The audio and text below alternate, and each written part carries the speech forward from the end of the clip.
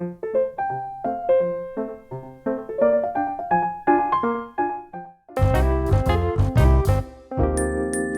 à tous, donc, je vais peut-être présenter les participants de cette table ronde. Donc nous avons Manon Lesage qui est ici avec nous et qui est médiatrice culturelle pour la scène Le Carré Colonne. Nous avons Clément Dumest qui est professeur relais pour la DAC et Thomas Visonneau, metteur en scène et comédien. Donc, sur cette table ronde, nous allons aujourd'hui échanger sur les parcours d'éducation artistique et culturelle. Et on va plus particulièrement se questionner sur la manière dont ces parcours peuvent contribuer à sensibiliser les citoyens de demain. Vaste projet. Avant de commencer, peut-être qu'on peut rappeler et s'interroger sur ce qu'est un parcours d'éducation artistique et culturelle. Peut-être que Marion, tu veux nous en parler ? Bonjour.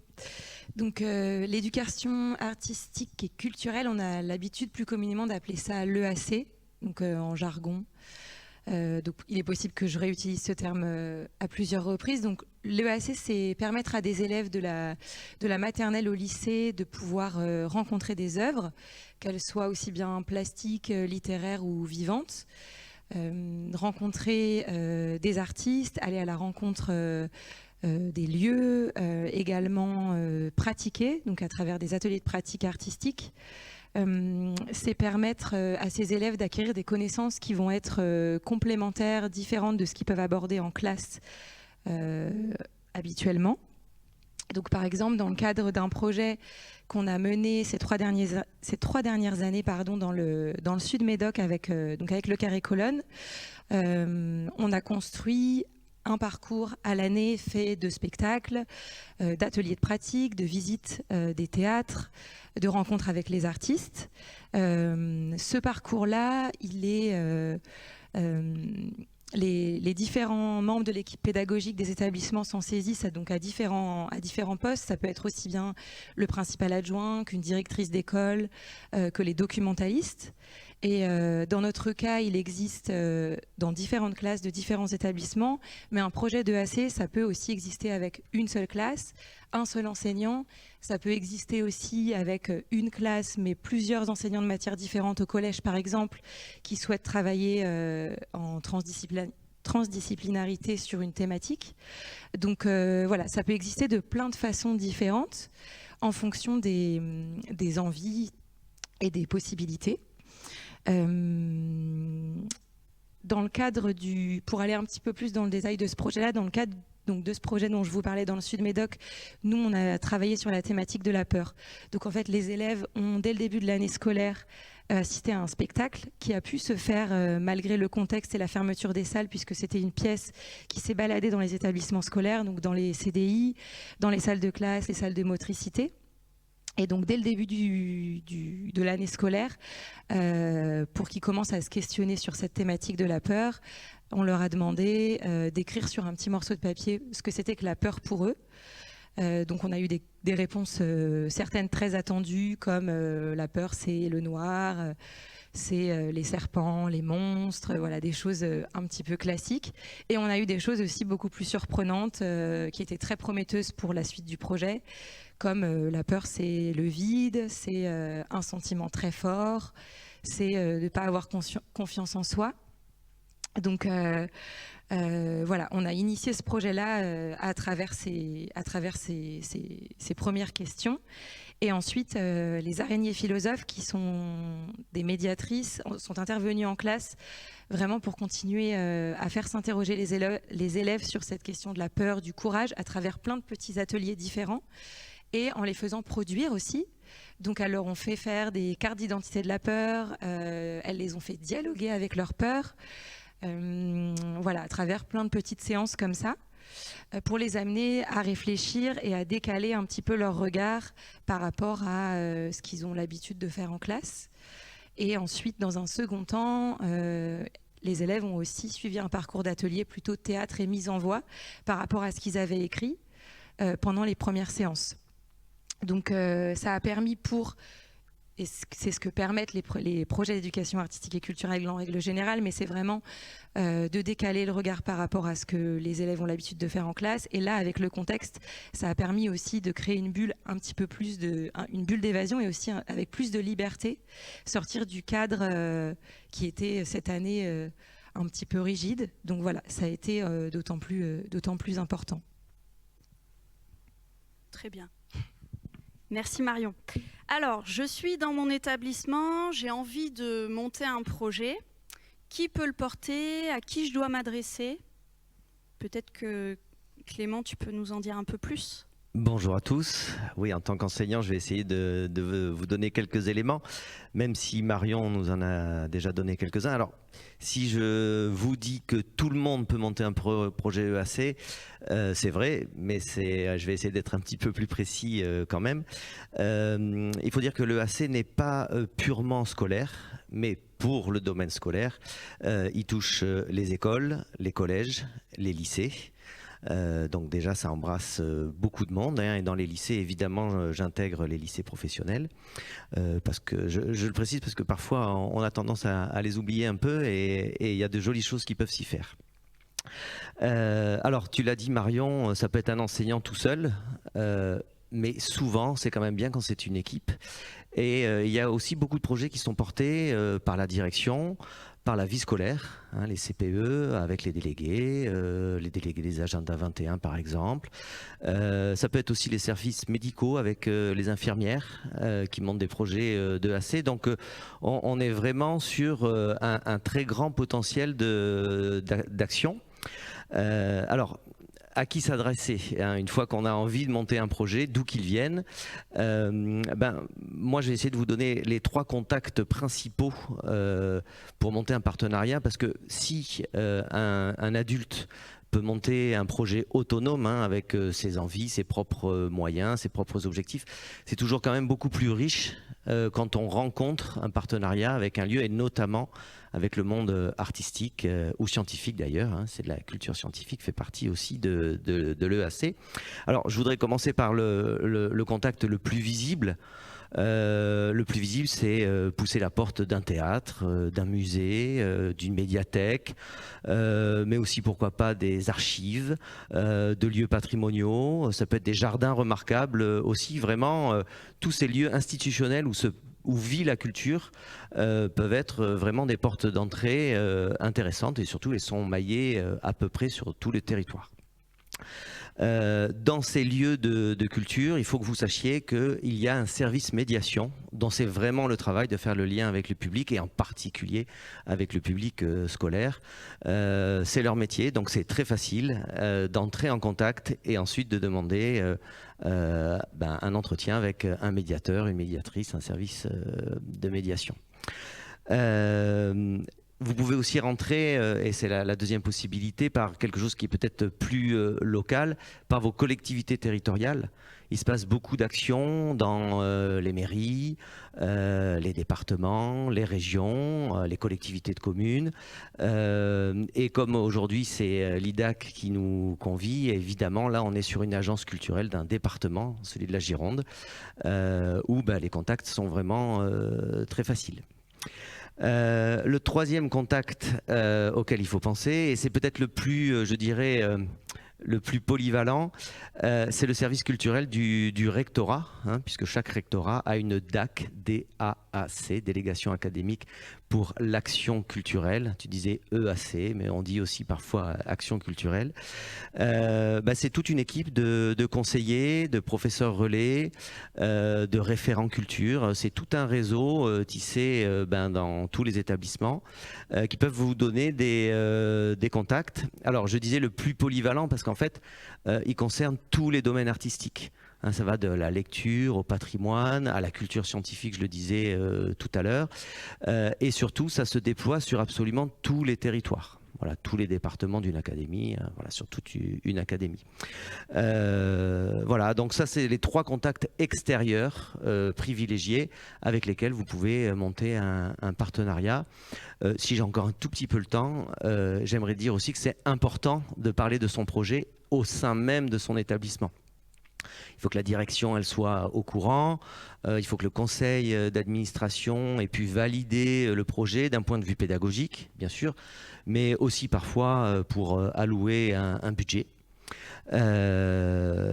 Et puis aussi, il y a des inscriptions, quelques échéances à respecter. Alors, on en parlera un peu plus tard, mais sachez quand même que pour l'éducation nationale et l'Académie de Bordeaux, il y a un nouvel outil qui s'appelle Adage, qui est beaucoup plus simple que les précédents et qui est à la fois un outil d'inscription, mais aussi dans lequel on retrouve beaucoup d'informations, notamment sur une cartographie avec tous les lieux de culture de l'Académie de Bordeaux. Ça, c'est vraiment très pratique. Et puis, il y a aussi beaucoup d'autres applications possibles, et notamment pour faciliter des demandes de formation et la mise en réseau de tous ces projets. Bon, voilà, j'aimerais juste terminer, si j'ai pas été trop long, en disant que quand on a envie d'un projet et qu'il y a eu un premier contact, que ça soit avec un médiateur, que ça soit avec un lieu de culture, une collectivité ou la DAC, eh bien, ça devient toujours tout de suite plus simple, hein, puisque quand on est en réseau, les informations circulent et donc le projet va prendre forme bien plus facilement. Le premier contact étant le plus important. Très bien. Donc pour résumer, 3 interlocuteurs possibles, 3 possibilités d'interlocuteurs. Donc pousser la porte d'un lieu culturel, une collectivité territoriale ou la DAC, qui sont aussi disponibles pour répondre aux questions éventuelles. Voilà. Il peut aussi se trouver quand même dans les établissements des personnes ressources. Je pense à tous les référents culture qui sont déployés un peu partout. Souvent aussi, les professeurs documentalistes, je dois dire, jouent ce rôle de pivot de circulation des informations. Ils ont quand même l'habitude du montage de projets. Et puis aussi, il y a des personnes qui ont fait de l'EAC pendant longtemps et qui ont toujours un bon petit conseil à vous donner autour de la table de la salle des profs. Très bien. Alors pour parler un petit peu pédagogie, du coup, je m'adresse encore à toi Clément, on peut se questionner, se demander si l'éducation artistique et culturelle est éloignée des programmes de l'éducation nationale. Est-ce que l'éducation artistique et culturelle, ça fait perdre du temps dans le programme ? Ah, très bonne question. Tout de suite, tout de suite on cherche. Mais c'est vrai que c'est une question qu'on se pose vraiment sur le terrain. Alors, pardon d'être un peu peut-être institutionnel, mais je voudrais, juste avant de répondre, de rappeler 2 ou 3 petites choses. D'abord, l'éducation artistique et culturelle, elle fait partie des missions de tous les enseignants. Voilà, et de toute la communauté pédagogique, éducative d'un établissement. Donc déjà, ça fait partie de nos missions à part entière. C'est un peu le cas aussi depuis 2015 avec les 4 parcours qu'on doit faire vivre à nos élèves. Donc le parcours d'éducation artistique et culturelle, le PEAC, à côté du parcours avenir, du parcours citoyen et du parcours santé. Chaque enseignant, chaque adulte doit doit contribuer auprès de ses élèves à donner des informations, des expériences, des connaissances sur ces 4 thématiques. J'aime bien rappeler aussi que dans les derniers programmes scolaires, même si on en parle un peu moins, l'histoire des arts est toujours présente avec des thématiques, avec des périodes. Alors c'est vrai qu'elle est un peu, elle fait partie du PEAC. Elle est peut-être un peu moins visible qu'avant, mais elle est toujours présente. Donc on peut dire que l'EAC fait partie quand même des grandes missions de l'enseignant. Alors après, pour répondre quand même à ta question un petit peu taquine, c'est vrai que parfois quand on monte son premier projet d'éducation artistique et culturelle, on le voit parfois un petit peu comme une respiration pour l'enseignant, on le voit peut-être aussi comme une autre manière de travailler avec ses élèves, un pas de côté, mais qui reste toujours éducatif. Et pour ceux qui en ont fait l'expérience, même si on n'entrevoit pas tout de suite les transformations chez ces élèves, eh bien, en quelques rencontres, en quelques partenariats, en quelques ateliers, on voit tout de suite qu'il y a des transformations qui s'opèrent. Et ça n'est pas que des transformations qui améliorent le relationnel, le climat de travail. Encore que ça, c'est vraiment visible, hein. Moi, je le vois avec ma classe de 6e spectacle. Au bout de quelques semaines dans le projet, l'ambiance de classe, mais donc l'ambiance de travail, est très différente. C'est beaucoup plus fluide. Il y a souvent de la confiance qui s'installe, on s'est un peu livré, on s'exprime mieux, on se connaît mieux. Et du coup, on gagne beaucoup de temps en classe. Beaucoup de temps en classe, hein, pour répondre à ta question.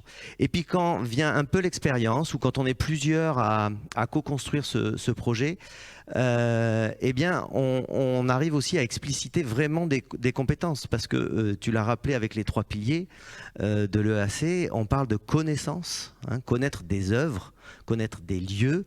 On rencontre des personnes, on échange avec elles, donc il y a des capacités d'expression, des capacités d'écoute. On s'ouvre aussi à des choses extraordinaires, hein, qui nous sortent de notre quotidien. Et tout ça, c'est des compétences qu'on arrive très vite à valider. Et je dois dire que le socle commun de connaissances et de culture, je vous le rappelle, eh bien, il est très pratique pour tous ces projets. Alors moi, j'ai monté plusieurs projets, parfois un peu seul, parfois vraiment en équipe, et puis parfois ça s'est construit au fur et à mesure. Et même si au début, on est un peu interdisciplinaire, c'est-à-dire que chaque matière y trouve un peu son compte séparément, assez vite, on arrive à converger nos directions, même à converger les compétences et les connaissances qu'on développe, et faire vraiment ce qu'on appelle du transdisciplinaire, c'est-à-dire proposer un projet où toutes les compétences de toutes les matières se retrouvent dans un même objet, dans une même expérience. Et là, il n'y a pas que des habitudes qui se transforment. Il y a des compétences langagières, il y a des compétences d'analyse, il y a des outils d'expression et d'échange. Et que dire du développement un peu de la créativité, de l'imaginaire et de la sensibilité, qui sont des items présents dans le socle commun. Alors, tu me demandais si c'était plus de travail. Eh ben, comme un cours, hein, je suis quand même obligé de dire que monter un projet, ça demande un peu de temps, mais j'ai pas l'impression que ça en demande beaucoup par rapport à tous les bénéfices qu'on peut entrevoir. Et même s'il y a beaucoup de partenaires qui interviennent, les artistes, les médiateurs, et puis les professionnels de la culture, c'est vrai que l'enseignant, il reste le responsable pédagogique de ses élèves, même si il y a des apports que l'artiste, qui n'est pas un enseignant à part entière, moi, je peux vous l'assurer, il y a quand même des artistes qui ont cette sensibilité pour la transmission, qui donnent un vrai intérêt aux enfants, qui sont de futurs adultes. Et puis, à côté de ça, en parallèle, il y a bien sûr des enseignants qui ont une petite sensibilité artistique ou scientifique, une petite envie de s'ancrer un peu plus dans la vraie vie et de donner un peu un sens à ce qu'on peut apprendre à l'école. Voilà. Un projet n'est pas magique, il se travaille, il se construit, il s'améliore, il s'affine. Mais en ce moment, quand même, moi j'aimerais rappeler que c'est peut-être quand même quelque chose d'essentiel dans la motivation à l'école. Très bien, merci. Donc tu nous en parlais un petit peu tout à l'heure de cette vie de classe qui change, qui a amélioré du lien entre les élèves entre eux, mais aussi entre l'enseignant et les élèves. Donc ce côté un petit peu plus sensible, peut-être que Thomas, tu peux nous faire part aussi de ton expérience, puisque tu as pas mal d'expérience aussi. Tu as mené pas mal d'ateliers avec différents groupes d'élèves, oui, de très petits, je crois, jusqu'au lycée. Oui, de l'école primaire au lycée, principalement au collège, et depuis, je dirais, 7 ans à peu près, moi, que je fais ça.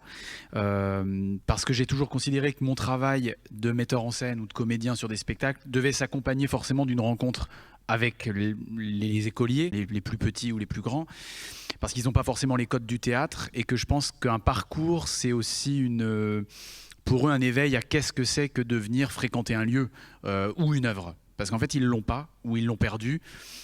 Pourquoi? Mais des choses aussi bêtes que pourquoi on applaudit après un spectacle, comment on se prépare à un spectacle, il y a des gens en face, enfin voilà, des choses très très simples. Et c'est ça qui est, je trouve, intéressant, c'est qu'on revient à la base complète de c'est quoi le spectacle vivant. Ce qu'on peut oublier un peu, enfin oublier, quand on l'étudie dans le livre, un comédien, un artiste, un metteur en scène vient venir et va l'incarner en disant moi, voilà ce que je fais, voilà mon métier, voilà comment on peut le faire avec vous. Donc ça donne une touche complète de concret à l'intérieur d'un cours qui va être un peu plus figé, même si voilà, les cours sont pas figés. Et c'est vrai que moi j'insiste aussi sur un point qu'on n'a pas trop dit, c'est le collectif de la classe qui se perd beaucoup malheureusement au lycée. Alors là je trouve qu'il y a vraiment tout un boulot à refaire dans le lycée, vraiment de AC, parce que la classe n'existe plus, où c'est la sous-classe, quoi. Et même au collège, c'est un âge où c'est très important d'être ensemble. Bon, là, en plus, le Covid a séparé beaucoup les gens. Et c'est vrai que c'est des parcours où on est tous ensemble à travailler, quoi. Et les cartes sont rabattues. C'est-à-dire que très vite, les meneurs vont être peut-être un peu impressionnés. Les gens très timides vont se révéler. On se redécouvre tous parce que tout d'un coup, on repart tous à zéro. Même ceux qui ont déjà fait un peu de théâtre ou pas, on est tous en cercle. Déjà, ça change beaucoup quand on commence à pratiquer aussi, on va dire le théâtre, si on parle du théâtre, mais c'est pareil avec la danse, avec le chant ou quoi. C'est vraiment une manière de détruire, on va dire, le côté plus protocolaire de la salle de classe, et puis d'apprendre à être ensemble, à s'écouter, à regarder l'autre, à apprendre de l'autre. Et ça, je trouve que pour en revenir au programme, c'est essentiel parce que c'est vraiment on gagne du temps.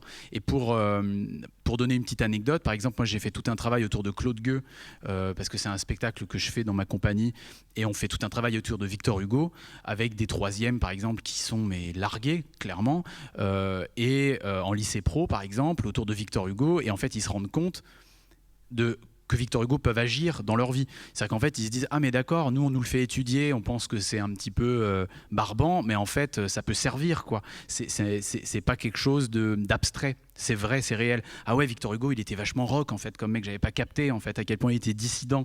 Parce que des fois, comme il le relie, on va dire, à la porte d'entrée éducation nationale, école, ils se rendent pas compte en fait que les artistes c'est des vraies personnes, quoi. Baudelaire c'est le Booba de l'époque, entre guillemets, je caricature, mais il faut que ça devienne beaucoup plus concret pour eux, et ça le devient parce que moi je crois beaucoup au choc, la théorie du choc, quoi. Nous on est là pour provoquer une rencontre, un choc, alors ça va marcher, ça va pas marcher, mais après quand ça s'entrechoque, il y a du mouvement, et dans le mouvement, il va forcément naître quelque chose. Et dernière chose, le AC n'a pas une finalité en soi qui est définie en amont. Ça peut être n'importe quoi, en fait. On peut créer un spectacle, dans le meilleur des cas, ça peut être super. Il peut y avoir une petite restitution, il peut y avoir rien du tout aussi. Il peut y avoir une restitution juste dans le cadre de la classe, ou inviter une autre classe à venir. Ce qui est génial, c'est qu'on peut faire du cas par cas. Il y a aucune recette dans le AC, quoi. Et même on peut faire de la broderie au fur et à mesure, se rendre compte en fait très vite que avec cette classe là, l'idée c'est que non, on va peut-être pas partir sur une restitution, mais on partira sur une autre chose. On peut se filmer, donc en fait il faut pas avoir peur d'un résultat. Et le résultat il est à construire avec l'intervenant, le prof, et de toute façon ça se fait vraiment en lien, et aussi avec comment la classe réagit. La classe généralement elle est à fond, mais si elle l'est un peu moins, mais on trouve des manières de faire vivre un peu ce parcours là, quoi. Oui, tu as raison de parler de ça, de cette restitution, cette idée de restitution-là qui n'est pas forcément obligatoire sur un parcours d'éducation artistique et culturelle, et cette espèce de cheminement, d'expérience qu'on vit tout au long, et puis qui évolue aussi, et qui peut aussi évoluer par rapport à ce qu'on avait prévu dès le départ, et c'est plutôt intéressant aussi. Oui, et puis on voit vraiment des enfants se transformer, parce qu'on le fait vraiment pour eux. Mais moi j'aime bien aussi dire que c'est un vrai dialogue entre une équipe artistique et une classe. C'est que ça sert aussi l'équipe artistique, le AC. C'est pas que centré pour des élèves. Moi je l'ai toujours considéré comme ça, c'est qu'en tant qu'artiste, on se nourrit énormément aussi du lien avec une classe, parce qu'ils nous renvoient plein de choses. Ils peuvent nous renvoyer des doutes, ils peuvent nous renvoyer aussi vraiment une dose de réel que des fois nous, c'est pas qu'on n'est plus habitué, mais qu'on questionne moins, et tout d'un coup ça va dans les deux sens. Et quand ils comprennent aussi qu'en fait on a besoin d'eux, et que c'est pas juste que pour eux, il se passe quelque chose et il y a vraiment des transformations d'élèves en l'espace des fois de peu de temps. Encore une fois, je rajoute, le temps n'est pas... on peut en 3 heures, par exemple, vivre quelque chose déjà de très bien. On n'est pas obligé d'envisager des parcours trop longs. Bien sûr, il peut en avoir de 15, 20 heures, mais 3 heures avec un spectacle en amont ou un spectacle qui vient après, ça peut suffire pour redécaler en tout cas comment la classe se comporte aussi. Et l'intervenant extérieur, ce qui est génial aussi de l'artiste, c'est que lui, il donne pas de notes. Donc déjà, ça, c'est très important dans la relation. On le revoit pas, ou on le revoit peu. Donc c'est quelqu'un qui est une sorte de page blanche avec qui on peut écrire quelque chose, alors que le prof, il est là sur toute l'année. Il y a toute la logique derrière aussi du prof. Donc il peut être là aussi pour pointer du doigt quelque chose qui ne va pas dans la classe. Ce qui est plus simple par rapport au prof qui, lui, doit gérer sa classe toute l'année. Donc en fait, nous, on a un peu la casquette. À la fois, on peut être soit hyper sympa et ça se passe super bien, soit on peut aussi avoir la casquette on peut pointer du doigt avec quelque chose qui ne va pas du tout et crever l'abcès aussi. Ce qui peut permettre, et moi, j'ai eu cette situation-là où tout d'un coup, moi, je viens et je dis ce que je vois, et tout d'un coup, ça révèle la parole, ça la sort, ça la libère, et la classe va beaucoup mieux par la suite, parce que les choses sont dites. Et alors que dans l'espace court de 55 minutes, on n'y arrive pas, parce qu'il y a le programme, mais c'est normal en fait, parce qu'on a nos habitudes, parce qu'on est assis toujours à côté de la même personne, et que là, l'intervenant, il arrive avec autre chose. Donc en fait, c'est ça et aussi, c'est le dehors qui arrive au collège. Et ça, au collège, à l'école, au lycée. Et je trouve que tu le disais, de relier vraiment au réel, au dehors, ça ne peut être que bon par rapport au programme, et de rappeler en fait que l'art, ce n'est pas une discipline scolaire, c'est un art de vie, c'est une manière d'être au monde, mais c'est pas la sensibilité, c'est pas une matière qu'on peut vraiment c'est difficile à apprendre la sensibilité, mais on a besoin de, c'est pas avec des notes, c'est avec des rencontres, c'est avec des mots, c'est avec des choses qui peuvent se passer aussi bêtes que de se passer de l'énergie en cercle, mais ça va nous permettre ensuite de mieux comprendre un texte, de mieux comprendre un auteur, de mieux comprendre un spectacle qu'on va voir, parce que des fois on est un peu largué, on n'a pas les codes quand on a 12 ans, quoi. Très bien, merci. Donc on l'a compris, le parcours d'éducation artistique et culturelle participe vraiment à la formation du sensible de l'individu. Peut-être que nous avons quelques questions sur le chat, Julia.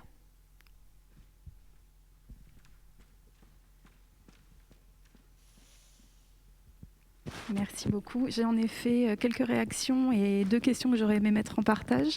La première réaction, c'était par rapport à l'intervention de Marion au tout début sur le métier de professeur documentaliste. L'envie était faite sur le chat de préciser que c'était souvent des professeurs à l'initiative de projets EAC et souvent référents culturels dans les établissements. Pour les questions, une première que je mets en partage, je suis professeure de physique et j'aimerais monter un projet EAC. Est-ce que je peux le faire avec mes élèves ? Alors c'est vrai que jusqu'à maintenant, nous avons parlé de Théa, de Victor Hugo, etc. Donc peut-être plus, on a peut-être plus fait référence à des professeurs de français. Effectivement, je suis professeure de physique. Est-ce qu'un parcours d'éducation artistique et culturelle... Oui, alors c'est vrai que la question trahit peut-être un malentendu qui reste un peu en suspens de temps en temps. Je le répète et j'aime à le répéter, tous les enseignants et même tous les adultes ont une pierre à apporter à l'édifice de l'éducation artistique et culturelle. Alors parfois on la résume aussi à des interventions artistiques, mais il faut rappeler quand même que la culture scientifique fait pleinement partie de l'éducation artistique et culturelle. Donc là on est sur un enseignant qui est plutôt d'un domaine scientifique, et pour lui les lieux de culture, ça va être se tourner vers un laboratoire de recherche, vers un espace environnemental éventuellement ou naturel, vers une université, un labo d'université, etc. Mais je dois dire que ça ne l'empêchera pas aussi de créer des projets de type, on va dire, plus artistique. Et à titre d'exemple, moi j'ai côtoyé un enseignant de physique-chimie, qui avait un atelier magie dans son établissement et qui faisait travailler ses élèves des effets, donc un effet spectaculaire, avec une restitution en public, mais des effets physiques, des effets chimiques, des effets optiques et aussi quelques effets psychologiques, justement, quand on monte un spectacle de magie. Donc là, vraiment, on était au carrefour du scientifique et de l'artistique. Quand on cherche un peu art et science, c'est quand même deux dynamiques très fortes, qui ont des méthodes différentes, mais qui ont peut-être un dessin quand même un peu commun. Voilà, donc oui, en effet, tout le monde, et je l'encourage, cet enseignant, ce collègue, à se lancer dans l'aventure. Et pour rebondir un petit peu sur ce que tu viens de préciser, Clément, il existe effectivement énormément de liens entre les sciences et les différents arts, autour du cirque et de la science, par exemple, avec toutes ces notions d'équilibre, de poids, de légèreté, etc., qui peuvent être envisagées. Par exemple, c'est qu'un exemple que je donne, mais pour concrétiser un petit peu la chose. D'autres projets là, que j'ai en tête aussi, avec des artistes qui travaillent autour de la pyrotechnie, notamment, et des enseignants de sciences ou de mathématiques qui ont pu aussi faire l'expérience de parcours d'éducation artistique et culturelle autour de cette discipline. Voilà, ça existe et c'est très riche. Cette transversalité en fait entre différents enseignements est possible et très riche. Oui, c'est-à-dire aussi, c'est bien d'en parler un peu, mais un spectacle ou une œuvre d'art, c'est aussi derrière un gros travail technique et technologique. Donc c'est quand même des outils qui servent à exprimer par la démarche artistique. Donc oui, il y a vraiment beaucoup de choses à faire. Il y a de la matière. Donc nous avons survolé donc toute cette première partie de table ronde. Peut-être que sur cette seconde partie, et pour continuer cette table ronde, il pourrait être intéressant de s'interroger plus particulièrement sur le rôle du médiateur culturel et savoir à différents niveaux comment il intervient, quel est son rôle de manière un petit peu plus précise. Du coup, je ne sais pas. Qui veut prendre la parole ? Est-ce que Marion, tu veux commencer ? Ouais, je vais repréciser les rôles de chacun, que ce soit le rôle de l'enseignant, le rôle de l'artiste ou le rôle du médiateur. Et puis après, si jamais Clément ou Thomas, vous pourrez compléter. Donc l'enseignant, c'est plutôt la personne qui va être à l'origine du projet, qui va avoir un désir de proposer quelque chose à ses élèves. Le médiateur, ça va être quelqu'un qui est à la fois un facilitateur et un coordinateur, c'est-à-dire qu'il va pouvoir accompagner l'enseignant dans la construction du projet, en fonction de si l'enseignant a l'habitude de monter un projet ou pas du tout. Il va pouvoir l'accompagner dans le choix, donc moi je parle vraiment pour le spectacle vivant, mais donc dans le choix des spectacles. Il va pouvoir l'accompagner aussi dans le choix de l'artiste ou de la compagnie avec lequel il va souhaiter travailler en fonction de la thématique du projet qu'il a envie de mener. Il va pouvoir aussi le conseiller sur les types de dispositifs et notamment de financement qui peuvent être adaptés en fonction de l'envergure du projet que l'enseignant a envie de mener. Donc c'est vraiment quelqu'un qui va aussi faire le lien entre ensuite l'artiste, la classe, resituer le projet, etc. etc. L'artiste, quant à lui, et là encore Thomas, tu n'hésiteras pas, si jamais j'oublie des choses pour moi, donc c'est vraiment quelqu'un qui va proposer le contenu de l'atelier en co-construction avec l'enseignant évidemment, et qui va intervenir en classe, et tu le disais tout à l'heure justement, avec un rôle complètement différent du rôle de l'enseignant dans son rapport aux élèves notamment, qui va pouvoir se permettre peut-être une plus grande liberté dans la relation aux élèves, et voilà. Ça fait redite un peu avec ce que tu disais, mais c'est super important. Et parfois, ça peut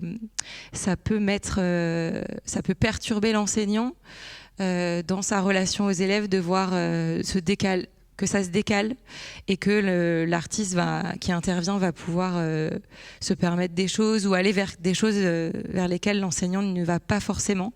Donc c'est important pour l'élève aussi de voir que l'artiste qui intervient n'est pas dans la même démarche, comme tu disais, il vient du dehors, donc il y a vraiment une différence de posture par rapport à l'enseignant. Et ce qui est très important pour qu'un projet se déroule bien, c'est qu'il y ait une vraie co-construction entre le médiateur, l'artiste et l'enseignant, et que ça profite à tous. Comme disait Thomas tout à l'heure, un projet d'éducation artistique et culturelle, ça profite pas uniquement aux élèves, ça apporte autant aux artistes, aux élèves, aux enseignants et aux médiateurs et aux médiatrices, évidemment.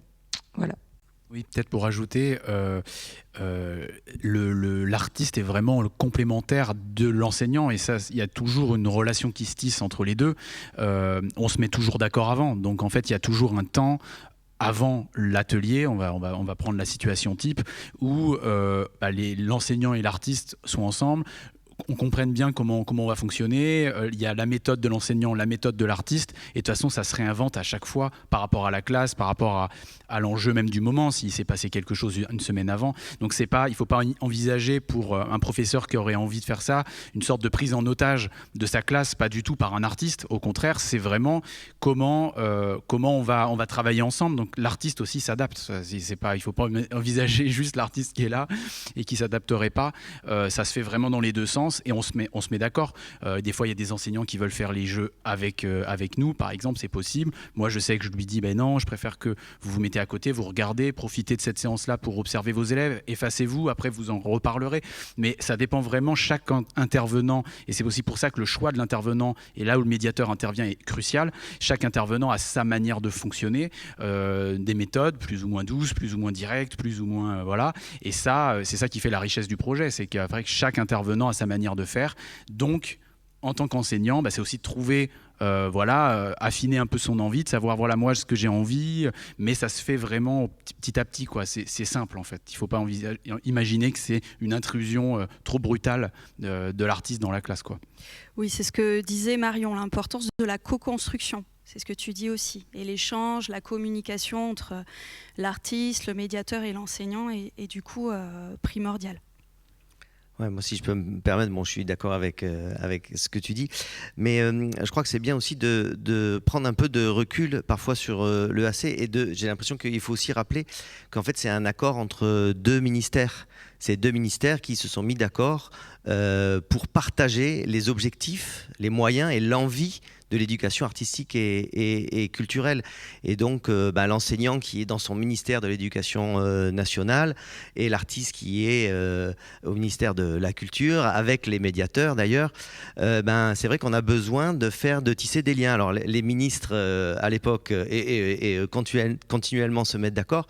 Le pivot, nous, sur lequel ça se passe dans les établissements, c'est vraiment le pivot entre l'enseignant et le médiateur ou la médiatrice qui est là aussi pour faciliter la communication avec les artistes, parce qu'on n'a pas tout à fait les mêmes langages, les mêmes vocabulaires, on n'a pas tout à fait non plus les mêmes temps de travail, les mêmes contraintes. Donc c'est vrai que des fois c'est bien que ça soit un peu plus fluide, et ce médiateur, son travail, c'est qu'il connaît les parties en présence et il sait faire. Alors tu le disais, ça se prépare. Une rencontre, oui, et je crois que le médiateur, il donne des informations de la classe, qu'est-ce qui se passe, quel est le niveau, est-ce qu'il y a des thématiques de travail, etc. Alors, ça n'est jamais une commande faite à un artiste, c'est pas possible ça. On ne prépare pas un atelier artistique comme on prépare un cours. C'est pas tout à fait pareil, même si c'est une formation artistique, une expérience. Mais malgré tout, le médiateur, pour moi, c'est une des plus-values qu'il a à l'enseignant. C'est là où il peut enrichir la compétence de l'enseignant, c'est qu'il connaît bien les intentions artistiques, il connaît bien les artistes avec qui il travaille, il connaît bien le contenu des spectacles quand c'est des spectacles ou des œuvres ou des productions, et donc il peut permettre d'ajuster avec le public concerné. Et puis il y a un autre pan quand même aussi qui est un peu plus dans l'organisation, mais c'est vrai que ça donne aussi beaucoup de confort à l'enseignant de savoir qu'on a à côté de nous, en partenariat, une personne qui sait monter des projets. Ça fait partie de votre métier, de votre formation même. Et si nous, de temps en temps, on peut avoir quelques craintes sur tout ce qu'il y a à faire, monter un budget prévisionnel, respecter les échéances, ça fait aussi partie de l'EAC malgré tout. On sait que le médiateur culturel, normalement, il est plus au clair que nous dans certains cas. Voilà, on ne va pas louper les appels à projets fin du mois de juin. Merci beaucoup, Clément. C'est très agréable d'entendre parler de la médiation comme ça. Merci beaucoup. Peut-être pour terminer ce tour de table, nous pouvons évoquer quelque chose que volontairement nous n'avons pas voulu aborder avant. Voilà. Donc le contexte du moment, la crise sanitaire, etc. Malgré tout ce qui s'est passé, énormément de choses ont pu avoir lieu. C'est-à-dire que les enseignants, et les artistes, et les médiateurs ont pu continuer à créer, inventer et essayer de maintenir énormément de choses. Peut-être qu'on peut faire très rapidement un petit partage d'expérience sur ce qui a malgré tout pu avoir lieu et aboutir. Alors certes, pas tel que c'était prévu à la base, mais quand même, énormément de choses ont pu se faire. C'est un peu le paradoxe aussi de la crise, comme on l'a vécu, c'est que, moi je le disais toujours aux élèves, c'était les seuls à pouvoir voir des spectacles à un moment donné, parce qu'on a pu jouer dans les salles de cours, primaire, collège, lycée, c'était tout. Donc c'est vrai que finalement cette année on a beaucoup rencontré les élèves, et ça a fait un bien fou. Et c'est vrai que le masque, il existe et il existera encore la saison prochaine un peu, certainement, mais on s'est rendu compte en faisant les ateliers, et même des fois en jouant masqué, ce qui est quand même particulier, que quelque chose se passe quand même, vraiment. C'est que, alors c'est horrible à dire, c'est pas qu'on oublie le masque, mais c'est qu'il y a quelque chose de plus fort qui est la rencontre artistique, le partage, les œuvres qu'on est en train de défendre. Et ça a un prix plus haut en fait que le Covid, et je trouve qu'il y a une urgence à faire des projets comme ça, parce que ça a réintégré du lien avec des élèves qui ont eu des périodes de confinement, des classes qui ont été par demi-classe. Voilà, il y a une peur, je pense que là on va avoir une vague de peur de retour à l'école pour certains, en tout cas, on va dire dans une école plus normale, quoi. Parce qu'en fait, on se rend compte que la demi-classe, c'est vachement bien, on se rend compte que la visio, ça a fait des dégâts, on se rend compte que les confinements, ça s'est délité, quoi. Et je pense que des projets comme ça peuvent permettre, même si on est masqué, même si l'intervenant est masqué, etc., ça sera jamais un frein. Parce qu'on l'a éprouvé cette année, et au pire du pire, même s'il y a encore des épisodes douloureux, ça sera... Je pense pas qu'on changera, ça sera comme ça. Et du coup, moi, par expérience, cette année, on a beaucoup fait des ateliers, des spectacles en salle de classe. Et ça s'est super bien passé. Ça fait un bien à tout le monde, aux enseignants aussi, parce que du coup, ça fait un appel d'air, parce qu'il y a des spectacles, parce qu'il y a de l'art, aux élèves et aux artistes. Donc en fait, voilà, et au théâtre aussi, parce que c'est une manière pour les théâtres de continuer à garder le lien. Et je pense que ça, c'est hyper important pour ce qui nous attend, quoi. Clément, rapidement. Oui, en deux mots, tout simplement, je vais prendre l'exemple de ma 6e spectacle. On avait un projet, une classe de 6e, où on voit beaucoup de spectacles dans l'année. L'intervention artistique, elle a pu se passer. Elle a été un peu adaptée, l'intervenante s'est très bien adaptée au contexte. On a fait un peu plus de mise en voix que de choses avec des contacts et collectifs, mais ça a très bien fonctionné. On a pu voir, comme tu le disais, un spectacle dans une salle réservée, et on a même pu faire venir 2 autres classes de l'établissement. Donc finalement, presque dans ce cas-là, c'était un peu plus d'envergure. Le 2e spectacle, on a pu le voir, mais en fait, on l'a fait venir dans l'établissement scolaire. Donc là, c'était un vrai tour de force. Toutes les équipes artistiques, techniques, administratives, elles étaient là parce qu'elles avaient aussi besoin de voir des spectacles à ce moment-là. C'était au creux de l'hiver, c'était un peu difficile, mais c'était vraiment très très fort. Et là aussi, on a pu faire venir tout un niveau, voir une pièce. Donc c'était super. On a pu faire la visite de théâtre. Juste, on a choisi le bon moment. Alors c'est vrai qu'on était en demi-groupe. C'est vrai qu'on a fait attention à plein de choses, mais l'espace était réservé. Et donc on a entièrement respecté les règles. Alors c'est vrai que pour nous, c'était plus facile parce qu'on a pu se déplacer à pied au moment où les transports en commun étaient... ça c'est vrai que c'est une vraie contrainte. Et finalement, on va finir notre projet presque entier. On va juste un peu céder au numérique pour finir et faire un petit clip vidéo de la fin et leur montrer un film à la place d'un dernier spectacle dans une médiathèque quand même. On était un peu abattus à certains moments, et puis en fait, ça s'est maintenu grâce à l'énergie, au militantisme de chacun. Et je voudrais rajouter juste une chose, c'est que le AC s'adresse aussi à des établissements qui peuvent être très très loin des villes. On en a fait l'expérience, tu parlais de tout ce qu'on a pu faire dans le Médoc, mais il ne faut pas penser que parce qu'on est un établissement scolaire un peu loin, que oh là, c'est peut-être pas pour nous, c'est peut-être plus simple s'il y a un théâtre vraiment à côté. On peut vraiment être dans un établissement rural avec aucune pratique artistique au début et fédérer quelque chose vraiment autour du spectacle vivant, c'est vraiment possible. Donc les enseignants là qui nous écoutent, enfin voilà, il faut pas avoir peur. C'est pas du tout un dispositif pour on va dire la ville ou pour les villes de taille moyenne. Ça s'adresse vraiment à tous les établissements. Très bien, c'était bien de le préciser. Eh bien, merci à tous pour ces échanges très riches. Et qui, je suis sûre, auront donné envie à un maximum d'enseignants de faire un parcours d'éducation artistique et culturelle l'année prochaine. Je suis sûre que vous êtes tous à fond là d'un coup. Et pour terminer cette table ronde et parler un petit peu du sensible et s'en rendre compte un petit peu plus concrètement, on va vous proposer une petite capsule audio qui illustre bien ce dont on vient de parler tous ensemble. Merci. Au cours de la saison 2021, le TNBA s'est invité dans des établissements scolaires pour proposer des ateliers de lecture à haute voix. Le lycée Gustave Eiffel de Bordeaux nous a ouvert ses portes pour un atelier de 2 heures avec la comédienne Bénédicte Simon. Au programme, échanges et lecture autour de la pièce Juste la fin du monde de Jean-Luc Lagarce avec des élèves de première. Cette captation sonore vous est proposée en partenariat avec l'ANRAT dans le cadre de l'opération le 27 mars, les enfants du siècle prennent la parole.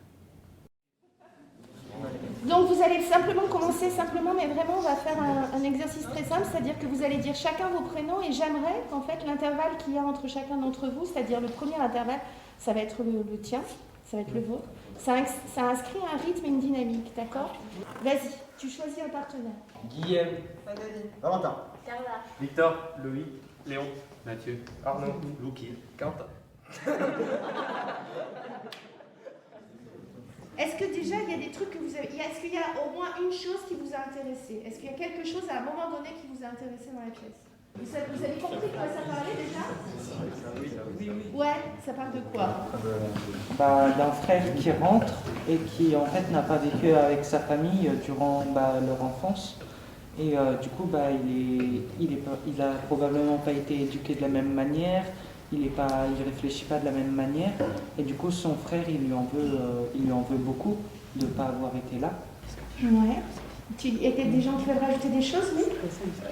C'est l'histoire d'un homme qui rentre dans sa famille, qui n'a pas vu depuis très très longtemps, qui n'a pas vécu avec lui, qui est malade et qui rentre justement pour leur annoncer qu'il est malade, dans le seul objectif de leur annoncer qu'il est malade. Et ça se passe tellement mal à ce repas, et après, je me suis arrêté là au repas, que en fait il repart de la maison sans avoir annoncé qu'il était malade et qu'il allait mourir, et encore plus triste que quand il est arrivé. On va définir qui est Suzanne, qui est Antoine, et puis peut-être qui est Catherine. C'est bon. Et qui est Louis. Et qui est la mère, d'accord ? Mais c'est des pôles en fait, d'accord ? Allez-y. Faites un pas dans l'espace. Ouais. Tu peux être désagréable. La même force que t'as, mais t'as pas besoin de rapprocher. C'est que tu peux être désagréable, je ne comprends pas ça. Tu es désagréable, tu vois comme tu lui parles, tu es désagréable, ce n'est pas imaginable. Moi, c'est de moi, je suis désagréable. Tu ne te rends même pas compte, tu es désagréable, c'est invraisemblable, tu ne t'entends pas, tu t'entendrais. Et qu'est-ce que c'est encore que ça ? Elle est impossible aujourd'hui, ce que je disais.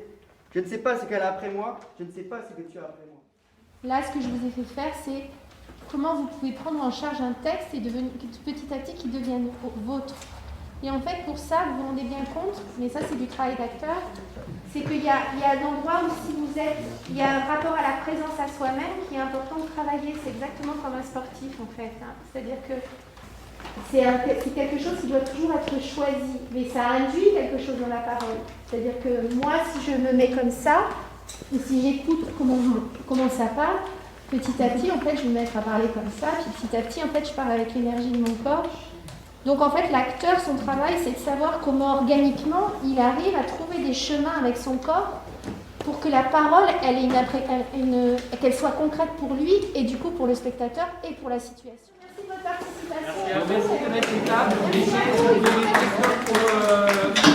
Ouais, au début, on se sentait peut-être un peu perplexe par rapport à ce qu'on allait vivre. On n'était pas sûr de ce qu'on allait découvrir ou quoi. Au début, on s'est dit, ouais, c'est un peu bizarre là, ce jeu de se passer des couleurs. Et au final, on voit que ça nous amène vers quelque chose de mieux et qu'on s'intègre bien dans la chose. Et du coup, c'est enrichissant. Et après, on découvre surtout les autres, les camarades de classe et même les camarades de d'autres classes d'une autre manière. Difficile de prendre la parole alors qu'on n'était pas au courant. Enfin, je ne savais pas que j'allais devoir me lever et tout. Mais c'est vrai que ça peut être bien pour certaines personnes qui aiment bien faire ça, mais c'est quand même difficile. Moi j'ai bien aimé parce qu'il y a eu une évolution quand même constante par rapport aux a priori de ce qu'on allait faire et aussi au niveau du stress parce que moi je stresse un peu. Mais de passer là devant tout le monde, au début c'est très stressant mais au final on arrive quand même à se lâcher, se libérer et du coup j'ai bien aimé, c'était cool. Nous revoici à l'écran. On a terminé la première partie. On remercie toutes les intervenantes et intervenants du débat à l'instant qu'on vient de terminer. Vous avez vu aussi un petit podcast qui, je l'espère, a pu vous donner envie de participer à des ateliers l'année prochaine. Jingle.